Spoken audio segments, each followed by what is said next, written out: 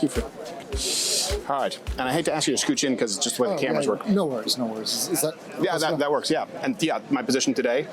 Now, we can still rationalize our positions on controversial topics. I think certainly in 2025, where we are, and it's a hot button issue, that we should be deporting all illegal aliens in this country. If you disagree with me, you're more than welcome to change my mind, Joshua. Certainly. I'd also like that. I think I followed you since, I think you went to TCU. You blew up on Twitter like 10 years ago, so okay. It's cool to see you there. But yeah, I do heavily disagree with deport all illegals. Okay. Just because, I mean, realistically speaking, how can you actually do that? All illegals, I mean, is that really possible? Well, can we end all murder? No. Can we end all theft? Absolutely not. Tax evasion? No. It doesn't mean that it's not a matter of policy. Of course. So I'm saying that the ideal as a matter of policy should be people who are here illegally. Mm-hmm. Certainly at this juncture, the policy is deport people illegally, who are here illegally. Sorry, not illegally deport them. No.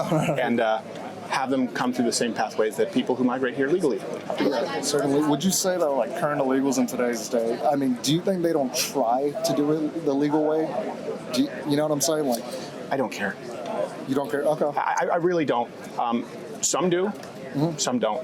What I care about is there are more slaves on Earth than ever in recorded history, including sex slaves. 300,000 minors went missing under Biden. Mm-hmm. I care that they cost the American taxpayer $150 to $450 billion a year.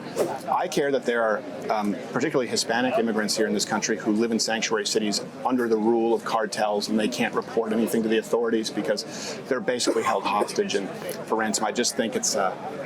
I'm sure there are some. Mm-hmm. But it enables a system that's a real failure, and we need to change.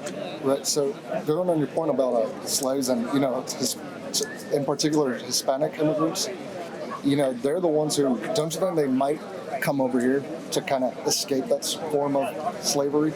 Well, if they are, they're doing a really bad job because we've created a modern-day class of slavery where people who, and there are employers who should be punished, who are all too happy to hire people off the books. They're enabled by policy from the Democrat Party, and there are people who are happy to work off the books.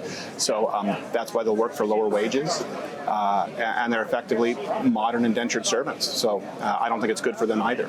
Right. It may not, but I think I'm going to kind of put the point of view as this way. I mean, sure.